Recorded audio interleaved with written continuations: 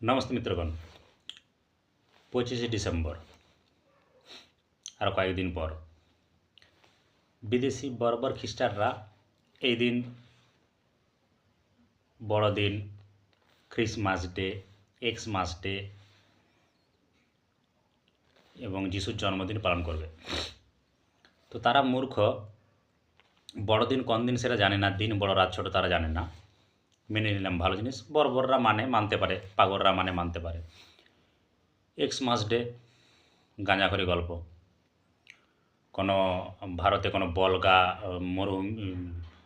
বরফের দেশ থেকে কোনো বলগা হরিণে চেপে কোনো বুড়া লাল টুপি পরে আসবে না। তো পাগলরা মানতে দাও, অসুবিধা নেই। যীশুখ্রিস্টের জন্মদিন, মূর্খরা জানি না যীশুখ্রিস্টের জন্মদিন কবে, তারা সবাই মিলে একটা দিনকে পালন করে দিল আর মানতে শুরু করলো এবং দাবি করলো 25 ডিসেম্বরে যীশুখ্রিস্টের জন্মদিন। তো মূর্খরা মানছে মানুক।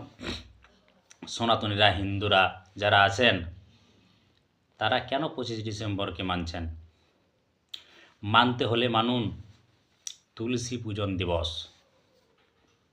তুলসীর গুণাগুণ জানুন, তুলসী গাছের উপকারিতা জানুন এবং তুলসী গাছের যে যে জায়গায় উপকারিতা হয় সেই সব কাজে ব্যবহার করুন।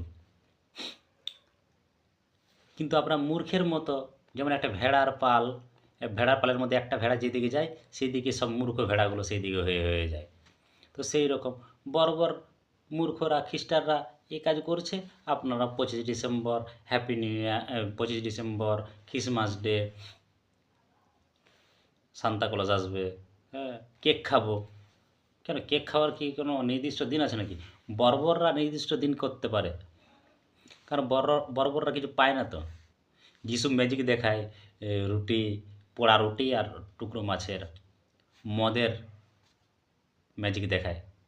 তো সেই রকম মূর্খের মতো আপনারা হয়ে যাচ্ছেন।